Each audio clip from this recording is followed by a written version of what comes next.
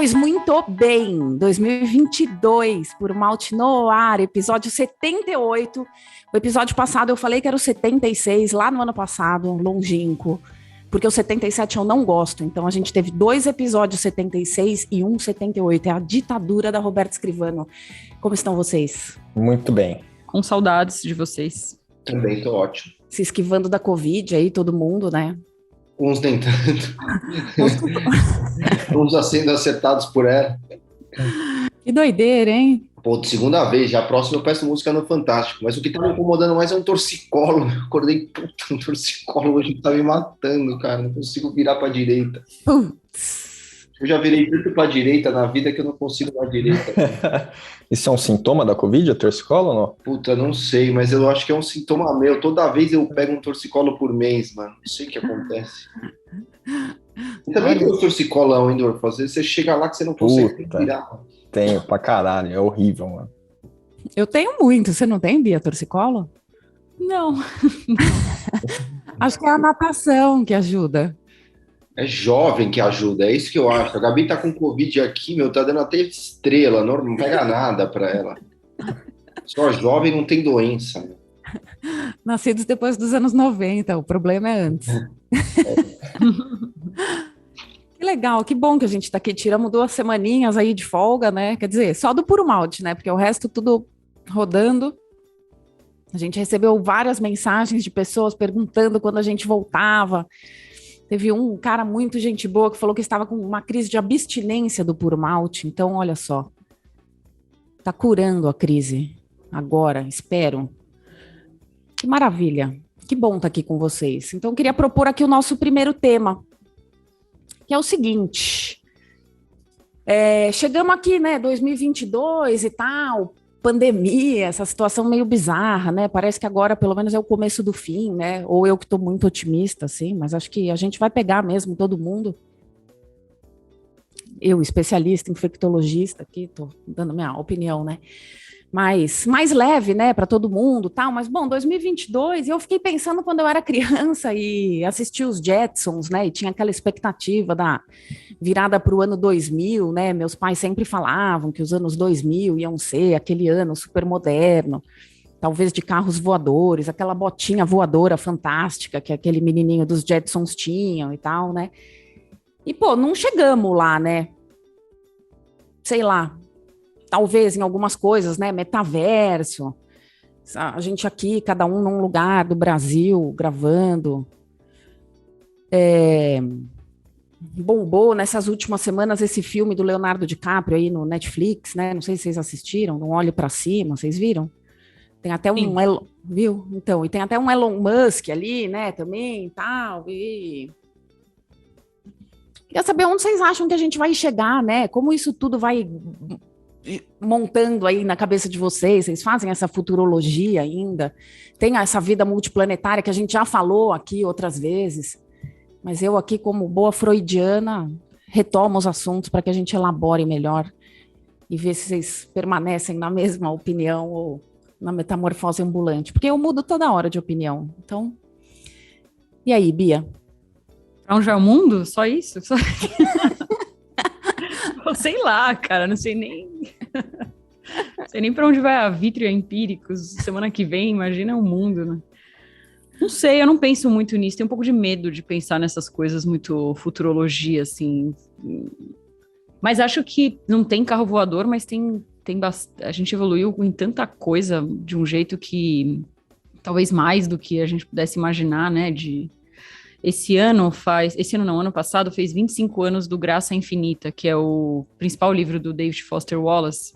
Eu não li, mas eu ouvi, já fica de dica cultural, um podcast sobre esse livro, com o Daniel Galera, que escreveu o Barba Ensopada de Sangue, o Caetano Galindo, que foi quem traduziu, se não me engano, ou que é uma pessoa que estuda muito o David Foster Wallace, e uma estudiosa dele, desculpa, esqueci o nome. E o livro fala um pouco, ele é de 96, né, e fala sobre indústria do entretenimento e consumo e também questões humanas, e ele imaginou muitas coisas que pareciam malucas de internet e de, sei lá, gente tornando a nossa própria vida um super entretenimento, que aconteceram, né? Então, sei lá, não aconteceram os carros voadores, mas talvez coisas muito mais assustadoras, assim, Tenho pensado muito, e é muito velha falar isso, mas assim, tava no Rio na primeira semana do ano, e é muito bizarro se você para pra pensar, tipo, você vê as pessoas fazendo assim, né? Tipo, Muito. e falando com uma tela. E assim, é muito bizarro. E também todo mundo olhando. E assim, a internet é legal, o Instagram tem coisas boas e tudo mais. Mas assim, se você pensa em 20 anos atrás e corta pra agora, é bizarro. Todo mundo olhando pra baixo, tipo, todo mundo assim, né? Então, puta, tanta coisa mudou e evoluiu ou involuiu, não sei. Então... Dorfão. Putz, eu não penso muito sobre futuro também, e porque é difícil, né? Acaba entrando nos mesmos problemas epistemológicos que a gente tem ali ao analisar ações, né?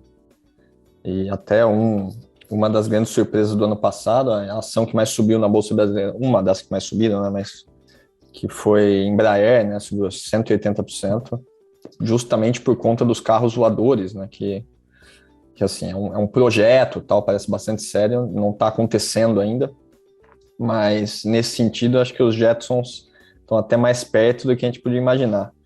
Mas uma coisa que eu penso muito é, a gente às vezes fala de futuro tecnológico, tal, inovações, e vem muito um clichê do invenções do professor Pardal, sabe? Mas, na verdade, acho que as coisas que mais estão mudando a nossa vida, elas são simples e muito difíceis de prever também, né? O próprio lance das redes sociais está muito distante da imagem do professor Pardal inventando, sei lá, um equipamento, alguma coisa assim, né? O lance que hoje em dia é super usual, você, igual a Bia falou do celular, né? Mas você, tipo, usar um iFood, um Rappi para pedir comida, né? Isso, tipo, é uma mudança brutal, né? Um negócio massivo, assim, que você não imaginaria de forma alguma 5 anos atrás, né? Então, eu fico mais atento a essas coisas do que aquele estereótipo tem uma nave espacial indo para Marte, sabe? Mas que o Elon tá fazendo, né, mesmo. Vocês viram? Que loucura, né? Eu super acompanho aqui, já falei, né? Um tema recorrente aqui em casa. A gente lê tudo do Elon Musk. Tem muita curiosidade de saber o que ele vai fazer, como que ele tá dominando essa história toda aí. Felipão, e você? Eu penso, né, no futuro, porque eu sou uma pessoa preocupada e ansiosa, então fico pensando no futuro, até mais do que eu gostaria. Queria poder estar mais ali presente no momento vivido, né? Mas não com uma pretensão de que eu vá poder antecipar o futuro, ou antever o futuro, né? Mas talvez com uma certa terapia ocupacional ali, e com medo do que vai vir, porque eu tenho preocupações com o futuro, primeiro da gente ficar muito defasado, né, sabe? As coisas estão mudando num ritmo, e não é só isso, todo mundo fala, como está mudando rápido, né? Mas de fato, é uma curva exponencial no sentido né, quanto tempo demorou para a primeira empresa faturar tanto, comparado nessa década, quanto demorou para ela chegar no tamanho tal, ou a informação, quanto foi acumulado de informação no último ano, Então, avanço na ciência, tudo muito exponencial, né? Então muda muito. E aí a gente fica um pouco defasado, sabe? Os skills, né? As habilidades que a gente desenvolveu ou que a gente aprendeu, elas seriam meio obsoletas, assim, e forçar a gente a ir para o banco da escola. E aí, né, a resposta fácil seria, não, mas você consegue se atualizar, vai lá para o banco da escola de novo, né? Como você parou no tempo, dinossauro. Mas não é assim, né? Seus filhos, assim, os adolescentes têm o dia inteiro para estudar, né? A gente tem aqui 2 filhos, 600 funcionários, esposa, torcicolo para tratar, Covid. Então não tem tempo e não tem nem disposição a isso também. E outra coisa que me preocupa é um pouco de uma certa desumanização das pessoas, sabe? A gente ficar menos essa história da racionalidade e tal, a gente vai, às vezes, valorizando excessivamente isso e deixando de viver experiências que são emocionais e são as mais ricas, na verdade, né? Assim, você vê um sorriso do seu filho, você levar sua esposa para jantar no lugar que ela gosta, você dá um presente simbólico e ver o sorriso da sua mãe naquilo e tal. Porque o futuro que vocês foram falando, e assim, o futuro que me veio vindo à cabeça foi o futuro do Harari ali, né? Que você vai se conectar. Primeiro, esse que a Bia já falou, eu já acho que é um pouco, a gente já se desumanizou, né? Aqueles restaurantes que colocam aquelas placas, né? Não, não temos Wi-Fi, né? Conversem entre vocês. Pô, você vem jantar comigo e você fica no celular o tempo todo, né? Puta coisa chata, meu. Então, o ser humano como um bicho social, né? A gente é seres de manada e tal. Então, eu acho uma questão importante. Outra é essa, de você se conectar eventualmente, né, a um exocórtex e tal, e começar a estar plugado num Google Glass ou alguma coisa assim, e se transformar uma máquina poderosa de fazer cálculos infinitos e processar coisas. Não sei o quanto isso não vai nos tornar super-humanos, né? E além da preocupação do Harari, mais no sentido da desigualdade que isso ensejaria, né? Que quem tivesse acesso a esse tipo de tecnologia seria uma espécie de ciborgue e quem não tivesse estaria completamente alijado dessas possibilidades. Mas eu tenho mais uma preocupação, além dessa, que é legítima, mas eu tenho também uma preocupação com, caramba, e a gente com a gente mesmo, né? Que ser humano é esse que, na verdade, é parte máquina, parte humana, né? Será que é legal esse bicho? Sei lá. Não, fiquei pensando também essa coisa da conexão do cérebro com a internet aí, que o Elon também tem investido e tal. Pô, como a gente não estudaria mais, né? E aí, como seria isso? Na verdade, eu acho que o cérebro ia virando uma noz, né? Sabe? Tipo Homer Simpson, assim, microcérebro com chip, né? Porque, sim, pensa, trocar uma ideia com um alemão. Ah, tem um alemão ali passando, conecta no Google aqui, faz a tradução e você não precisa aprender um idioma ou fazer uma faculdade. Será que vai ser isso, né? Que loucura. Não, e outra loucura disso aí, que eu acho perigosíssimo, é que a partir do momento que você tem um chip na sua cabeça, você pode ser hackeado, né? Sim. A gente está falando do Open Banking, importância dos dados. Isso já acontece, né? Celulares que caem nas mãos erradas, nossa senhora. O celular que cai nas mãos erradas. Imagina um hacker russo entrando na sua cabeça aí, Roberto. Puta merda. Não ia achar muita coisa que ele pudesse usar, mas assim, porra, essa coisa do celular, né? Vocês já foram ou são essa pessoa que mexe no celular alheio? Não, eu não quero descobrir. Deixa em paz aqui. Mente para mim pelas costas. Eu acho seríssimo isso. Acho seríssimo. Acho que as pessoas não levam a sério. Isso é uma invasão enorme de privacidade, desrespeito à propriedade. Não acho. Acho que não, meu marido não pode olhar. Não tem nada pode. A ver. Cada um não pode mesmo, mas eu já mexi. Mas hoje eu não mexo mais. Não, acho muito zoado, muito zoado. Também acho muito. Nossa, me arrependo. Já acho que eu contei para vocês, né, o que eu fiz uma vez. Tinha acabado de me casar ali com uma tia e tal. A gente era melhores amigos, né, antes de se casar. E aí tava grávida, né? Puta, barriga crescendo, peito gigantesco. A gente tava na praia. Ele faz aniversário dia 25 de dezembro. Tava em Japaratinga, Alagoas. E aí eu fui no banheiro e o celular dele estava em cima da pia. E aí, pô, deu uma vibradinha ali. Eu falei, deixa eu ver, né, quem mandou parabéns. Aí eu olhei, era a ex-namorada dele, uma alemã que eu tinha conhecido, Nadine era o nome dela. Aí eu peguei, abri, já, deletei a mensagem, nem li direito, assim, já deletei. Falei, nunca essa mensagem vai ser lida, nunca. Aí deletei, nunca falei sobre isso. Aí assim, nem sei, meses, não sei quanto tempo depois, falei, puta, sabe quando você tem aquela coisa te incomodando, assim, como se fosse uma mentira, né? Porque também, pô, coitada, né? Que legal que ela lembrou, qual o problema, né? Qual o problema? Mas era uma insegurança tão grande ali, minha, naquele momento. Hoje eu já penso tão diferente, assim, penso, porra, sim, para alguém chegar aqui onde eu tô, sabe, no relacionamento com ele, puta, tem tanto. Manda aí a mensagem, eu tô tipo a Bia, me engana que eu gosto, entendeu? Tira esse celular daqui. Dorfão, você já mexeu no celular? Eu não mexo nem no meu celular, vou mexer no outro. Mas sabia que o meu Instagram foi hackeado por russos? É que ele não chegou, é sério. Foi primeira semana, eu tava no Rio lá e não conseguia entrar no Instagram. Eu não tava vendo e-mail, né? Aí eu recebi lá um e-mail. Você é assessor de Moscou. Tipo, é você? Só que nisso eu não respondi que não era eu. E aí eu não conseguia entrar. Eu entrei num limbo do Instagram. Já tava, puta, segunda vou ter que fazer aquele constrangimento de virar pra pessoa que dá empíricos e falar: ô, você pode dar uma olhadinha no meu Instagram?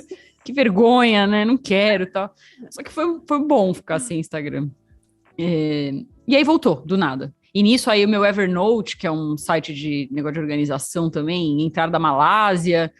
Aí o Vitor já, não, a sua senha vazou, você precisa mudar todas, de todos os lugares, porque deve usar a mesma. Eu, tipo, óbvio que eu uso a mesma. Óbvio, quem não usa mesmo? Aí, só que não dá, né? Porque tem lugar que pede os caracteres, outros não. É um porre.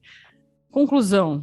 Você resolveu, se vazou a senha, I'm sorry, tipo, saí a senha, entrem nas paradas. Uhum. Brincadeira, gente, brincadeira. Eu mudei todas, tá? Principalmente as da Empíricos e da Vitro. Que loucura. Agora estão dando um golpe aí no Instagram que eu quase caí, inclusive. Eu estava olhando pelo Instagram da Ovo e aí uma médica, vi que ela postou lá uns móveis, assim, tipo, para vender, né? Uma médica bem granfina, assim, falei, puta, deve ser coisa boa, né? E aí uns puta precinho barato, uma TV de 70 polegadas, R$ 1.500, aí mandei uma mensagem, né? Falei, bom, acho que talvez, né, tenha interesse. Tá, o cara era o golpista, né? O cara respondeu, eu tinha consulta no dia seguinte ou no mesmo dia, ainda bem. E aí troquei essa ideia com ela, mas os caras entram, começam a fazer ali os stories, sei lá, vendendo coisas, aí você faz o Pix e nunca recebe, né? Achei bem elaborado o golpe ali. Os caras são muito criativos, né? Posso propor um tema aqui que está correlato a esse que você falou do celular, mas eu acho um pouco mais difícil, que é um dilema ético um pouco mais o dos filhos. Celular dos filhos. Assim, eu quebrei o pau, só estou falando isso porque eu acabo de passar por uma experiência assim, né? Que a mãe do João Pedro, ela literalmente controla o celular dele. E eu não curto, meu. Eu acho que eu não... E fui falar para ela, ó, eu não olho e acho que você não devia olhar também. Ele está entrando agora ali na transição da criança para o pré-adolescente, ainda criança, né? Mas né, colocando o pé na água nas primeiras questões ligadas à sexualidade, um papo de, no caso, menina, mas poderia ser menino, mas no caso é de interesse em menina. E aí ele se constrange, obviamente, né? Como é que eu vou mandar uma mensagem para a menininha se minha mãe vai ver, né? E aí, obviamente, que ela me devolveu de uma forma não muito simpática, né? De que, olha, do meu filho, eu entendo, eu cuido do jeito que eu quiser. Uhum. Uma pegada meio, eu controlo, pelo bem, né? Tô olhando pelo bem, para evitar. Aí tem cada abuso hoje em dia e tal. Então, o que vocês acham sobre olhar o celular dos filhos? Puta, difícil, hein? Porque os meus ainda não têm, né, celular e... Pô, eu acho que eu concordo com você, né? Porque tem a intimidade, tem o espaço, né? Acho que você tem que pôr alguma limitação. Deve dar para limitar algum acesso, alguma coisa, não, né? Tipo... Dá. Mas eu acho também assim, sabe, se um amiguinho manda... Lembra daquela... Não sei se vocês pegaram, porque vocês também... Mas é o negócio do Baleia Azul, que era um negócio... Lembro. Então, que as crianças se mataram. Que a galera começa a enviar, sabe? Aí você tá bloqueado, mas um amiguinho manda, aí você manda no WhatsApp, aí começa a ver e tal. Tem uma certa legitimidade nisso, entendeu? Também em olhar, mas eu acho que o valor da intimidade e da individualidade, né? Você tem que saber respeitar o espaço do seu filho e orientá-lo. Não vale roubar, né? Não vale roubar, ó, filho. Você não pode, eu sei que dar o discernimento para ele, eu acho, e não fiscalizá-lo no nível de... Senão você invade um espaço demais, eu acho, sabe? Eu sempre fui dessa opinião, assim, sabe? De que, pô, você educa o filho e confia, né? E deixa. E ele vai fazer as experimentações dele, óbvio, né? Mas, pô, dentro de daquilo que você moldou, né? Mais ou menos ali, da moldura que você colocou, né?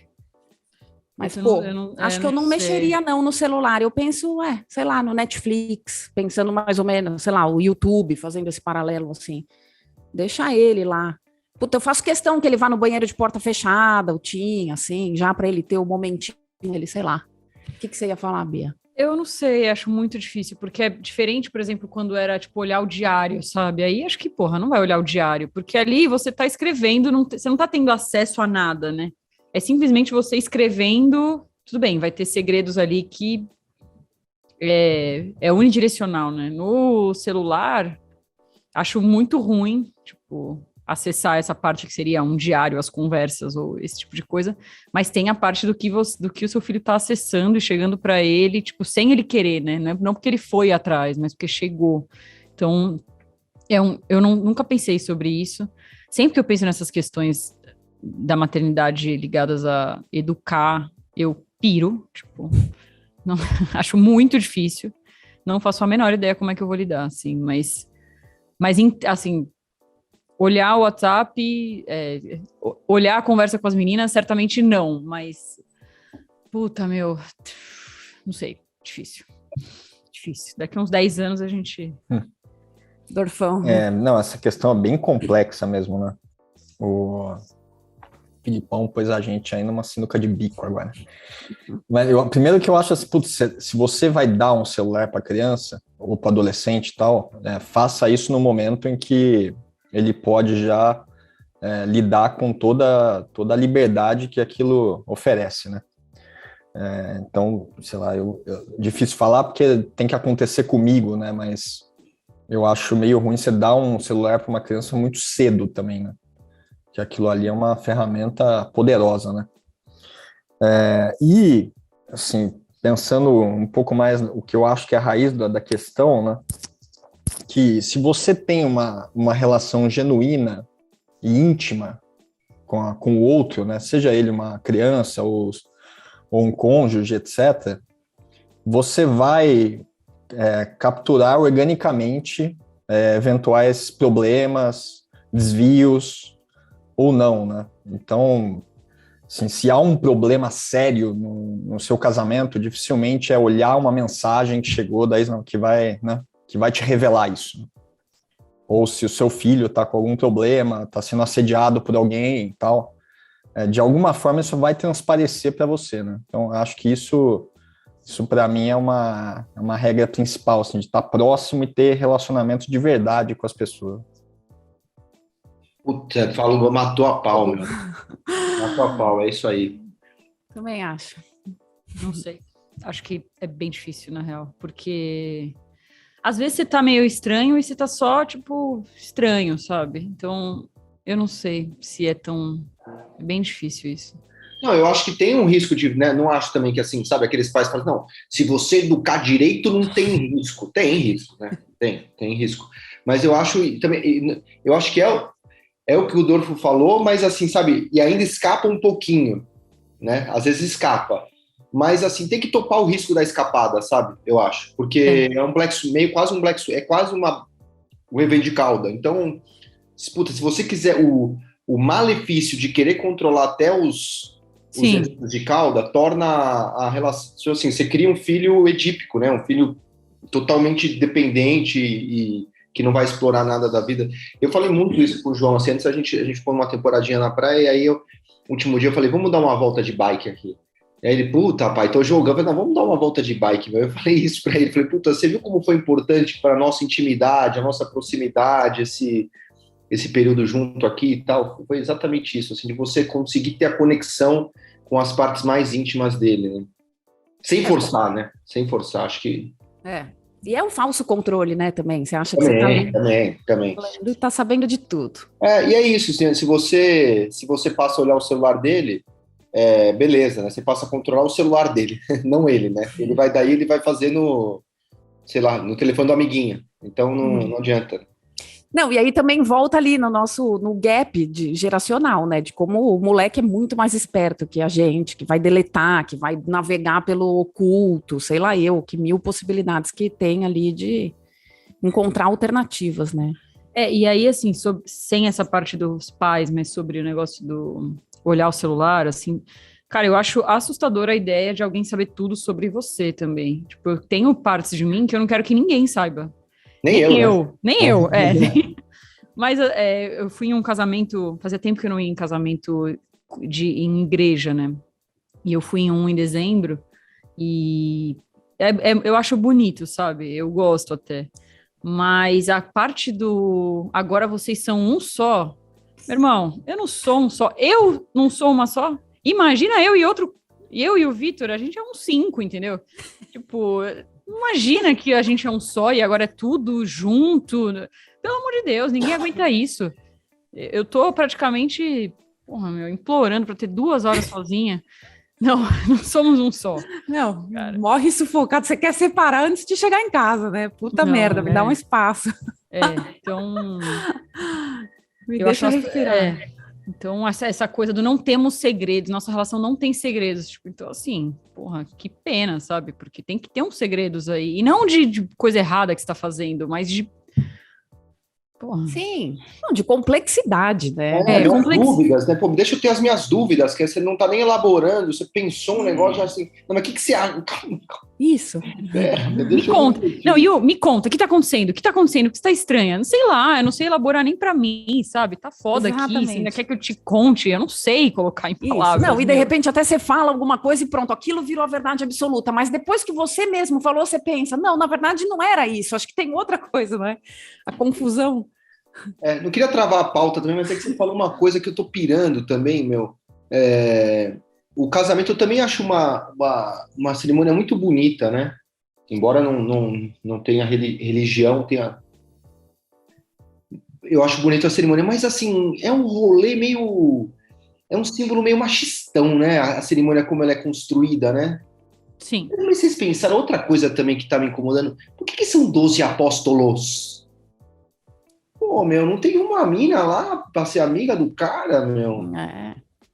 Então, mas esse é o ponto, né? Que a Maria Homem fez uma série na Casa do Saber, e aí uma das aulas, ela falava disso, né? A gente chegou aqui hoje na posição da mulher, do jeito que é, e nos problemas de hoje, porque é uma construção de anos, né? Então, assim, há 2000 anos tem essa representação da mulher imaculada, e os lugares de poder são dos homens, então, assim... Por isso que às vezes a gente vai ter que quebrar umas paredes de um jeito às vezes meio agressivo, porque realmente não é do dia para a noite, né? A coisa do machismo, racismo estrutural é porque não é nosso, né? Assim, não é que você mas somos todos. A forma como tudo foi. Eu tenho várias coisas muito machistas, assim, sabe? E a cerimônia, assim, né? A ideia do pai vir e trazer e te dar a... Agora eu permito, né? Agora pai, permito que você assuma essa função que era minha. Pô, também é um negócio já meio, também até meio edípico também, né? Meio... Totalmente. Séfora, né? No caso. E até incestuoso, sei lá. Meio maluco. Não, e tudo. E casar de branco, porque você é virgem e tal, né? Tem vários símbolos ali, né? Só que ao mesmo tempo eu queria isso, sabe? Eu não casei na igreja, mas eu queria meu pai me levando. Eu casei de branco. Né? Exerce uma imagem mitológica bonita até, né? Mas é isso também, porque foi passado assim. Mas às vezes vai incrustando na gente em segundas camadas ali que a gente nem percebe essas coisas, né, cara? E eu entendo, né, que, eram 12 apóstolos, naquele momento era natural se construir dessa forma, muito provavelmente Jesus tinha amigas, né, muito legais e tal, mas quando a representação vai vindo assim, e naquela época, beleza, só que assim, dava para dar uma atualizada, né? Se os mitos continuam assim, e é para onde a gente recorre, imageticamente, reforça demais o estereótipo, né? Sei lá, desviei muito. Foi ótimo, Dorfão, imagina, eu acho que tinha que atualizar pra caralho, mas imagina a polêmica que vai dar isso aí, né? Porque vai arrebentar a Santa Ceia lá, onde ressuscita o Da Vinci, né? o filho do Superman é gay e já fizeram um puta barulho, né? Agora bota os apóstolos gay lá, fudeu. Né? Mas eu ia pedir para mandarem e-mail falando a opinião, para os ouvintes falarem a opinião deles sobre esse controle do celular. Queria ouvir mais pessoas sobre isso. Então, quem puder, manda o e-mail puromalte@empiricus.com.br, pode mandar mensagem de zap também, 11 94146 0690. Manda falando disso, mandando sugestão de tema ou pergunta de ouvinte também, por favor. E agora eu queria falar de um termo que eu já estava aqui na pauta pingando para eu falar há muito tempo, um termo que já está consolidado nos Estados Unidos e começa a aparecer aqui, eventualmente, no Brasil. E que tem também, eu acho que tem uma questão geracional, mas eu quero ouvir vocês sobre isso, que é isso que os americanos estão chamando de Great Resignation, né? Que são uma fatia ali de jovens, estão ligados? Sim. E que é assim, o pedido de demissão voluntário, não sei se esse é o certo, mas sei lá, o cara, insatisfação com o trabalho, insatisfação com com a imposição do chefe, assim. Então, parece que o movimento começou a surgir nessa situação de pandemia, das pessoas quererem ficar trabalhando remotamente, de casa, e aí começa a surgir a exigência de voltar para o escritório, e as pessoas os jovens querem continuar em casa e tal, não sei o quê, então, vou pedir demissão. Não posso trabalhar de casa? Vou pedir demissão. Meio um negócio assim. Então, isso que eles estão chamando de Great Resignation. Começa a surgir algumas pessoas no Brasil falando sobre isso, que, na minha opinião, já emitindo opinião e bem polêmica, eu acho,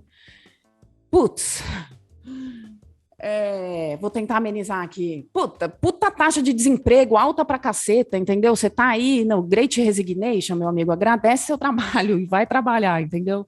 Não tá precisando de salário, na minha opinião, assim, sei lá, meio a situação ali do herdeiro.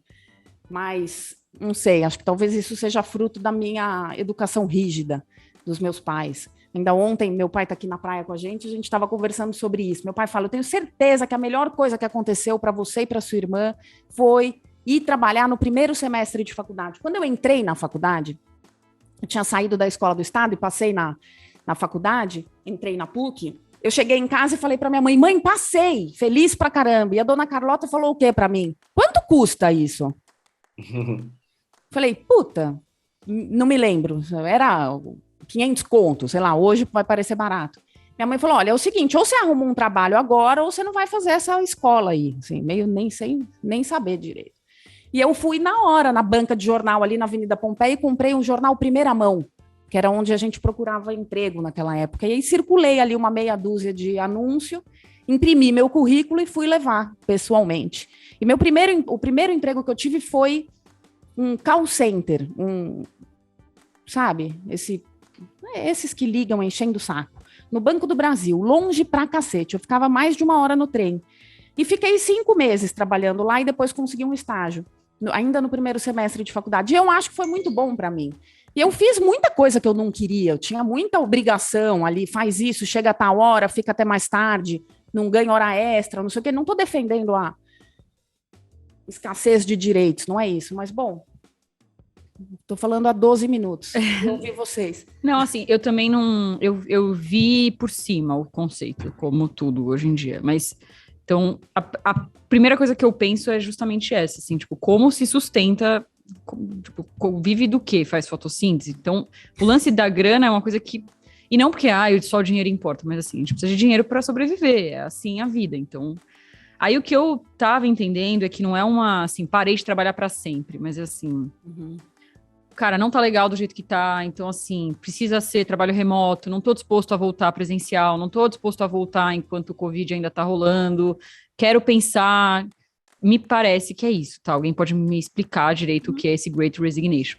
Então, é essa coisa em massa de pessoas repensando se querem trabalhar dessa forma e, assim, hoje a gente tem outras possibilidades, o próprio Instagram tá aí, então, assim, eu tenho outras fontes de renda. Então, é também um papo um pouco muito de privilegiados, né? Porque para muita gente não tem Great Resignation, tem desemprego.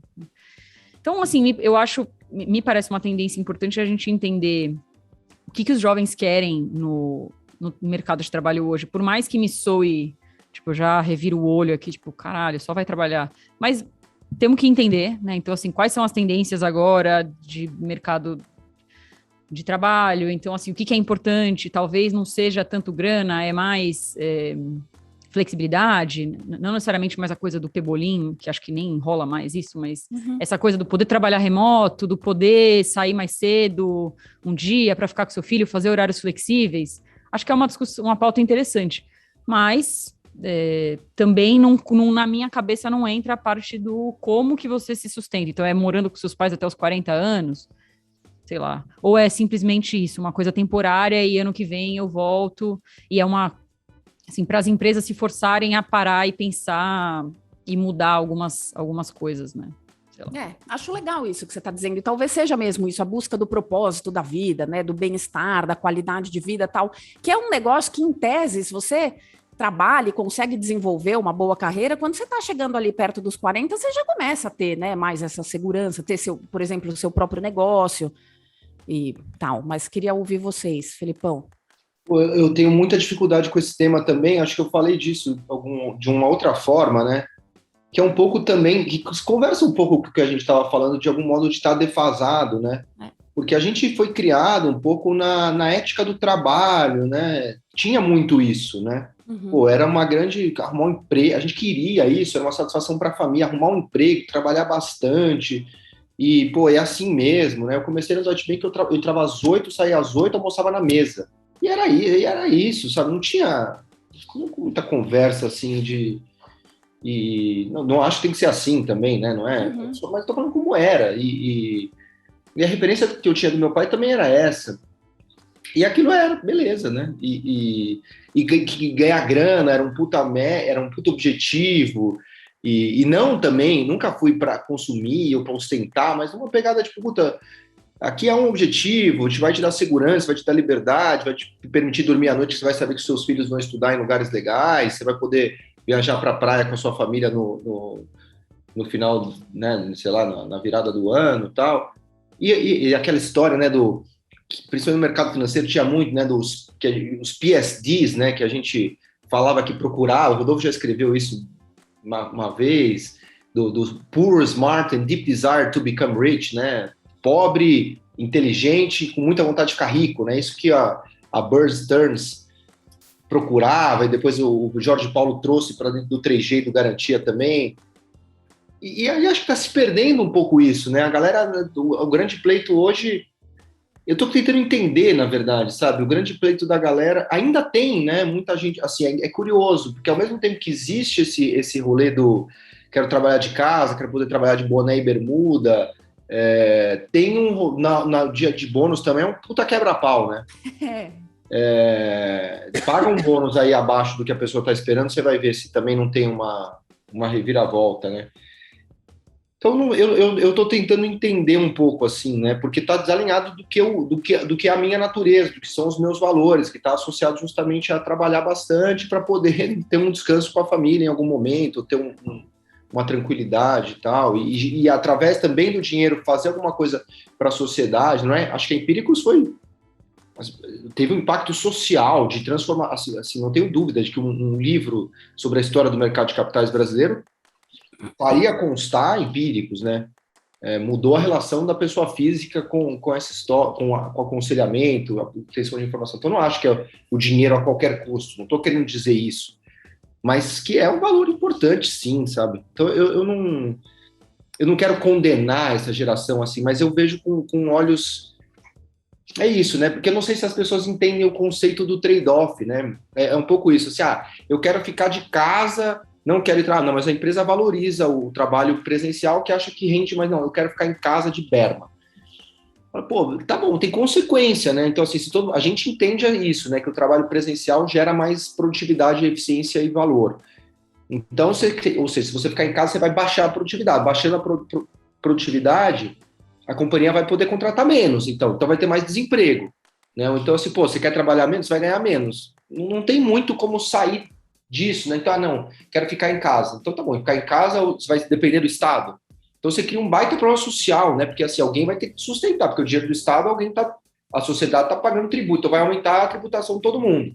E aí, de novo, baixa a contratação todo mundo paga mais imposto, menos lucro, as empresas contratam menos, o Estado arrecada menos, cria um baita problema também. Ou você vai depender do seu papai. Eu sou livre, eu não posso trabalhar eu não quero trabalhar em empresa, eu tenho os meus direitos, sabe? Mas você não é livre financeiramente, você pede dinheiro pro papai, então não dá, né?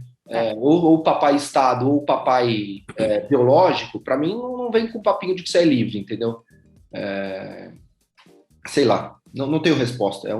Tenho mais perguntas e inquietudes sobre esse tema do que respostas. Delfão. Puta, também sei bem pouco sobre o assunto. Eu fico até um pouco assim, receoso de ler essas grandes teorias, né, interpretações, porque, pelo que eu pude entender, é um fenômeno muito recente, muito ligado à Covid, né? E talvez passe a Covid e simplesmente volte para como era antes, né? Às vezes a gente vê, assim, tem óbvio, você olha a estatística lá, tal, dos resignations, lá tem um aumento muito grande com a Covid, mas não dá para falar que isso vai acontecer para sempre, sabe, que mudou o mundo, etc, né? E eu acho, putz, tem coisas que sempre existiram, né? Você tá meio cansado do trabalho, tá puto com umas coisas, tal, de saco cheio, putz, beleza, né? Eu acho até o Velas me falou uma vez que é o nosso diretor de RH, né? Que a estatística geral, assim, é que a todo momento, pelo menos 40% da força do trabalho está considerando seriamente sair do emprego, né? Mas, assim, considerar é uma coisa, né? E sair, de fato, é outra, né? Depende das condições materiais lá. Então, assim, não sei se isso é tão novidade assim, sabe? De que, implicitamente, as pessoas têm esse senso crítico mesmo, tem uma relação difícil com o trabalho, mas é meio que isso mesmo, né? Assim, tomar o trabalho como algo idílico, né? Que todo dia é legal, sempre vai ser um prazer, etc., também é uma ilusão, né? Totalmente. É verdade. E foi muito bom isso que você falou do considerar, não significa que você vai fazer, né? Isso é uma coisa que acho que eu falo com o Felipe às vezes, né? Tipo, isso já passou pela sua cabeça? Você já pensou em? Tipo, óbvio, tudo já passou pela minha cabeça, meu amigo. Tudo que você imaginar já passou. Mas não quer dizer nada. O Malcolm Gladwell fala isso, né? As pessoas dão muita importância também ao que passa pela cabeça delas. Assim, puta, entre passar pela sua cabeça e aquilo virar uma ação, cara, é uma distribuição o seu pensamento, né? Você só vai agir uma coisa. Se for tudo que passou pela sua cabeça vir um problema, ferrou. Porque tudo vai passar pela cabeça, principalmente se você for uma pessoa com repertório, né? Sim. Sem dúvida. Pergunta do ouvinte. Escolhi a pergunta do Rubens Nascimento. Olá a todos, sou assinante e fã da Empíricos e dos podcasts da casa. Vejo regularmente Puro Malte, Mesa para 4, Tela Azul e Radiocast.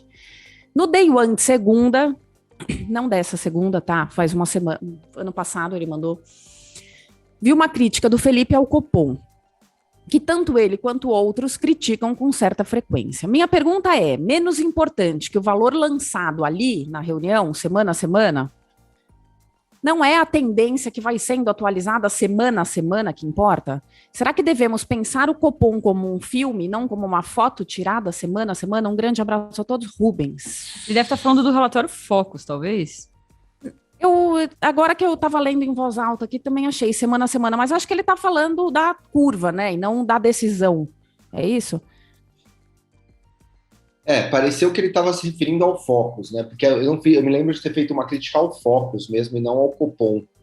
Mas poderia ter feito uma crítica ao Copom. Vamos falar sobre os dois, então. Não, o Focus a crítica basicamente é um pouco da crítica que o Rodolfo trouxe no começo, né? Uma tentativa de você prever o futuro, que é obviamente ridícula, né? Uhum. E é ridícula, assim, ela é comprovadamente ridícula, né? Todo ano, se você pega o relatório Focus do 1º de janeiro do ano passado e vê como é que foram as variáveis, e você vai ver que todo ano ele erra fragorosamente. Então, assim, mas o mais surpreendente não é isso, é que, assim, aí começa o ano seguinte, a gente vai lá olhar de novo o relatório Focus, é uma coisa meio maluca, né?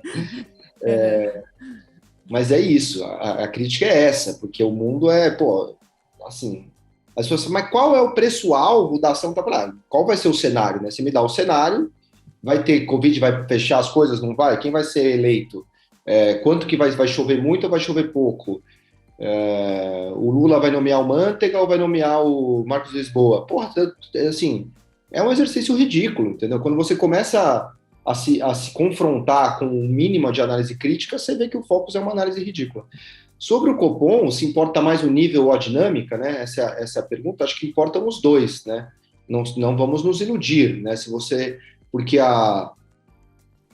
de um lado o nível importa porque, né, consenso de política monetária aqui, né? Não estou nem muito simplista, mas se você coloca o juro básico acima do juro neutro, né, com todas as dificuldades que acontece de você estimar o juro neutro, você contrai a economia. Então o PIB vai desacelerar, a inflação vai desacelerar, isso deveria gerar um pouco mais de desemprego. Então, e o inverso acontece quando você coloca o juro abaixo do neutro. Você acelera, estimula a economia, você tem mais contratação e você teria um processo de aceleração inflacionária. Então, o nível importa, mas a dinâmica também importa, porque o mercado trabalha com expectativas. Então, se o Copom sobe mais a Selic do que o mercado esperava, ele contrai mais a economia também. Então, as duas coisas importam, tanto o nível quanto a dinâmica. Dorfão, quer complementar? Não, acho que o Felipe já explicou perfeitamente aí, assim, esse lance do Copom, né? Esse é um cargo que eu não queria... se tivesse o Great Resignation dos presidentes do Banco Central, acho que eles estariam certos, né? Porque, igual o Thomas Tellman falou, o ministro da Fazenda é o pior emprego do mundo e o segundo pior tá logo ali, né? O presidente do Banco Central no Brasil. É muito difícil, né? Muito difícil. Principalmente quando você está nos extremos, né? Você tá frouxo e começa a apertar, ou apertando e começa a afrouxar, e você vai errar sempre, não tem jeito. Super ou sub? Super ou super? Superestimado ou subestimado? Nossa, tinha até me esquecido já o nome do quadro. Superestimado ou subestimado? Personal trainer. Bianantes.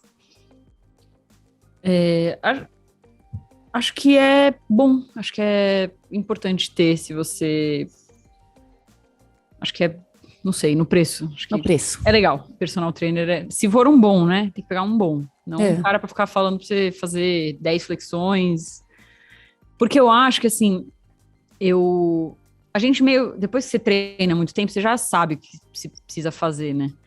Mas, às vezes, mesmo assim, eu acho que o personal trainer, ele sabe ali a combinação do que você tem que fazer no dia e corrigir a postura. Então, acho que é legal. Acho que é uma profissão bem legal. Dorfão. Puta, tecnicamente eu valorizo muito. Não uso, mas eu acho bem legal. Acho que ajuda um monte de gente. Mas às vezes eu observo também que é como em toda profissão, né? Tem gente boa e gente ruim, né? E tem uma galera ali também que não só passa orientações técnicas erradas, mas que acaba ganhando dinheiro para meio que um psicólogo ali, né? Sim. Fica só para trocar ideia ali e tal. Fala muito. Fala, puta, às vezes eu vejo os caras na academia lá, tipo, meia hora o cara fez um aparelho, sabe? Ficou lá trocando ideia com o personal o tempo inteiro e tal. Às vezes é o que a pessoa precisa também, mas ela tá pagando caro para ter um bom papo, né? Um amigo seria mais barato. Eu nunca tive personal trainer. Bom, primeiro porque eu sempre fui pobre, nunca tive dinheiro acima de qualquer coisa, mas assim, hoje em dia que eu conseguiria pagar um personal, eu penso isso, falo, puta, eu gosto de treinar em silêncio. E se o cara começa a falar, nossa, não volto nunca mais na academia. Felipão, e aí? Não, putz, é um pouco dos dois aqui, eu acho que é o... Não, porque eu acho que um bom personal é subestimado. Porque faz muita diferença. No fundo, o personal é um treinador, né? É o que você tá falando. Putz, o treinador de natação da Bia ajuda ela ou não? Pô, eu tenho boa convicção de que ele ajuda bastante, né? Como os treinadores todos, os tenistas todos. Agora, vamos falar a verdade também, né? A média dos personal trainers é uma vergonha. Primeiro que às vezes o cara chega lá com 150 quilos. Você fala assim, cara, só para dar uma alinhada aqui, você é o meu personal trainer. Você tá sem personal, né? Personal. Contratei o personal. E aí já me passa o contato dele, né? Pô, não dá, meu. Uhum. Total. Então tá. Super ou sub, rock nacional, Dorfão. Putz, não sei se a gente tá ficando velho. Ultimamente eu acho que tá muito fraco, mano. Mas era bem da hora, né? Putz, era, né? Era bem da hora. Na década de 80, 90 era muito massa, mano. Tenho saudades. Bianantes. Eu não sei o que é rock nacional. O que entra? Não, o que entra na categoria? Não, porque eu não sei se alguns que eu acho que as coisas que eu ouvia quando eu era adolescente, que eu escuto até hoje, não acho que é rock. Acho que é tipo... Charlie Brown é rock, eu acho. Charlie Brown é rock? Também, então eu gosto muito. Acho que enquadra num hardcore, mas é rock, né? Mas não, sei lá, Raul Seixas, Titãs, Paralamas. Eu gosto. Eu gosto. Pô, amo Legião Urbana. Assim, eu não ouço tanto mais, assim, não ponho para ouvir mais, mas foi muito importante na minha vida. Eu fui no show do Legião Urbana com Wagner Moura. Olha! E que todo mundo criticou pra caramba o Wagner, que ele tava passando vergonha e tal. Eu chorei assim, do começo ao fim, o Wagner Moura emocionado e aquelas tempo perdido. Eu chorava, ninguém entendia nada, todo mundo cantando, eu chorando no show. Foi louca. Eu amo esse rock nacional nos 80, Capital Inicial, Paralamas, Engenheiros do Havaí, Uns e Outros, Plebe Rude. Pô, eu curtia, meu. Você gosta de Engenheiros do Havaí? Eu gosto de Engenheiros do Havaí. Eu também, mas eu sempre achei que é uma piada. Tipo, meu irmão gosta. É uma piada, eu acho. Eu detesto. Nossa, eu detesto, amo, mas eu mano. fui num show uma vez, sabia? Num show da Suzano, papel e celulose. Pô, Humberto Gessinger, um cara... Ele erra umas rimas, às vezes, né? Às vezes ele faz umas bem cafonas, assim. Mas tem seu valor, Tem muito muito valor. Infinita Muito. Raio, cara. Pô, para ser sincero no violão, nossa, já me rendeu de dentes, inclusive. Mas, ó, eu acho que a conclusão desse podcast é que a gente precisa trazer uma pessoa mais nova, inteligente, para Onde nos mora? ajudar a transitar nesse. Então, Porque eu acho que mas o Nelsinho que tá aí com você, que eu infelizmente não tô vendo a cara dele hoje, mas pô, eu acho que ele tem essa conexão, ele tem esse espírito jovem. Acho que ele traria esse frescor, mas ele não tá aceitando sentar aqui na mesa. não Mas tá vou bom. falar mais uma coisa polêmica aqui dessa temporada de 22, né? O próprio Nelson está amadurecendo, hein? Tá ficando velho também. Oh my God. Já não é mais o mesmo também.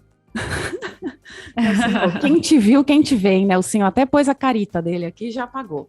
Então tá bom, último, super ou sub, filme de 2 horas. Posso explicar por quê? Vocês querem que eu explique? Não, porque vocês perceberam já que não tem mais filme com menos de 2 horas? Tem sido até uma polêmica aí nas mídias sociais, as pessoas têm conversado sobre isso, falado muito sobre isso. Por exemplo, esse Não Olhe para Cima, que a gente citou ali no primeiro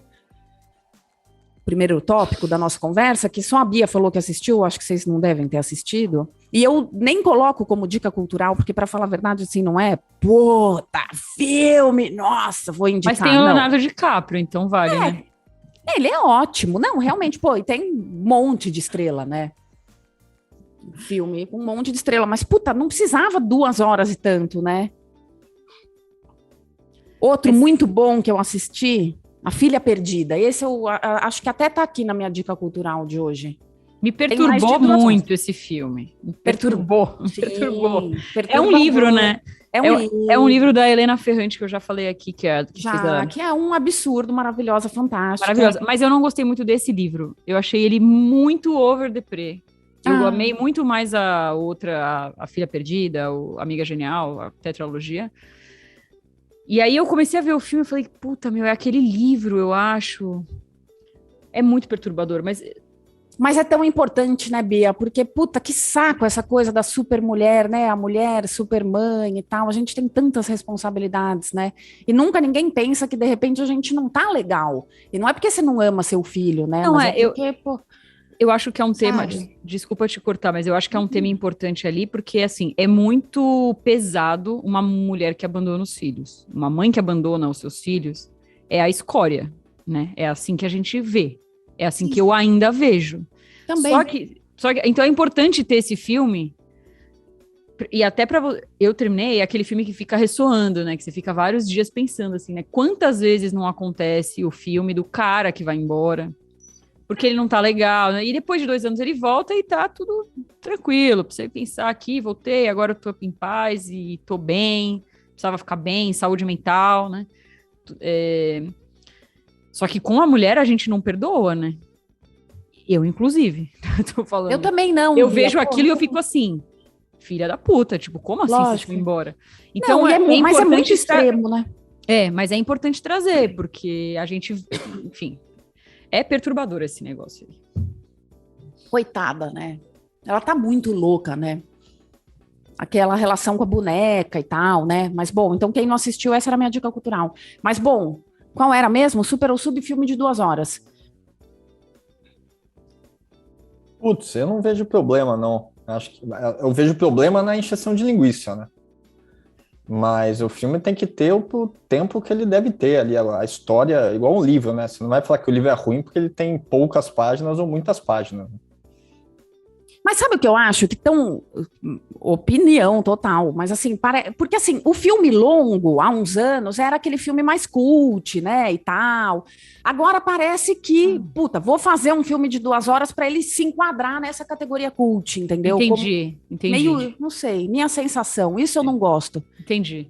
Mas sabia que eu tenho um preconceitozinho? Quando eu vejo lá um filme, aí tem lá 1h30, eu falo, ai, não deve ser muito bom, né? Tipo... Tá vendo? Eu acho que talvez seja isso, meio um algoritmo, entendeu? Os caras se ligaram que... Felipão. Eu tô nessa com o Dorfo, assim, puta, e, aliás, eu fico bem puto, assim, eu via principalmente muito filme, né? Hoje, infelizmente, não vejo tantos quanto eu gostaria. E aí era isso, né? Chamava a pessoa para ver, mas é longo. Mas não perguntei se era longo ou curto. O importante é ser bom ou ruim, né? Pô, o Poderoso Chefão tem 3 horas, né? Não, um livro muito longo, né? Pô, a Bíblia ela é enorme, né? O livro mais vendido de... Então, é longo, é ruim ou é bom, né? Então eu não vejo muito problema. Mas às vezes tem uns aí que podia cortar uns 40 minutos, né? Arrastar menos, né? Então tá, chegamos ao fim. Dicas culturais. Dicas culturais. Eu ia dar A Filha Perdida. Pô, e eu li aqui nas férias o livro que a Bia me deu e que o Dorfo já deu de recomendação, A Morte de Ivan Ilitch, de Tolstói, Lev Tolstói. Eu nunca tinha lido Tolstói, porque eu achava que era muito para mim. E eu terminei de ler o melhor livro da minha vida, sem dúvida. Porra, que puta autor, que texto foda, que cara foda. Meu Deus, porque eu demorei tanto. Então, eu queria muito recomendar. E é rápido, é curto, é maravilhoso. E aí eu li A Confissão na sequência do Tolstói. Nossa, é muito bom. Muito bom. Te recomendo também. E, pô, comprei todos. Assim, tá chegando em casa, tô aqui, voltei para São Paulo, tal. E acabei de abrir um que a Vicky recomendou, mulher do Dorfo, dona da livraria do Brooklyn, Morder um Pêssego. E eu vou dar uma dica cultural de uma música também, porque tem gente que fala que a gente nunca fala de música, que é uma música que se chama Falha Humana, de um grupo que eu já recomendei o CD aqui, que é Batuqueiros e Sua Gente. Falha Humana, de Douglas Germani, Batuqueiros e Sua Gente. Ouçam. E prestem atenção na letra. Eu vou pôr na descrição. É muito boa. E vocês, Bianat?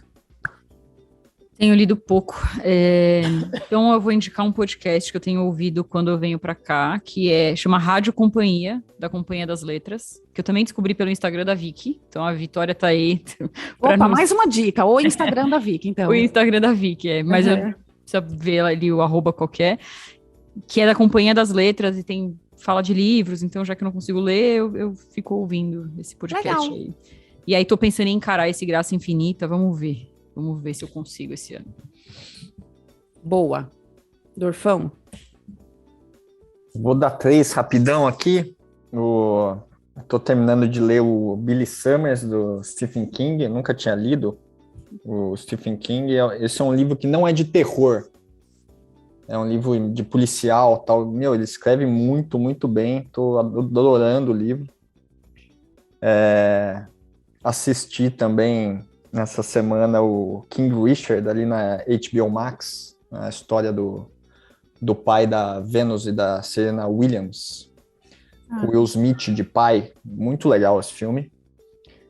E vocês falaram de Legião, aí eu confesso que assim, eu ouvi Legião até estourar o tímpano, né, quando eu era adolescente. E daí eu peguei um bode depois, não sei se eu enjoei. E aí, mais recentemente, estava ouvindo um Fim do Expediente e foi lá o Dado Villa-Lobos e eu curti pra caralho a entrevista e tal, lembrei, aí eu voltei a ouvir e o acústico deles é muito legal, mano. O acústico que eles gravaram na MTV, principalmente porque o Renato Russo, ele troca uma ideia entre as músicas ali, ele era um cara realmente brilhante, né? Como tá informal, né, esse acústico, né? Parece que assim, os caras se reuniram, o acústico do Nirvana foi uma super produção, né? O acústico da Legião foi isso, os caras se reuniram, vamos tocar e tal, então até em Sereníssima, você vê que a galera faz os efeitos no fundo e fala assim, pô, não estava preparado para os efeitos, legal, vamos continuar então, e aí ele meio Nossa, que legal. Não Eu me tava lembro do preparado. esforço para decorar Faroeste Caboclo. Vocês passaram por isso? Assim, puta, lendo, relendo. Não, preciso decorar essa letra.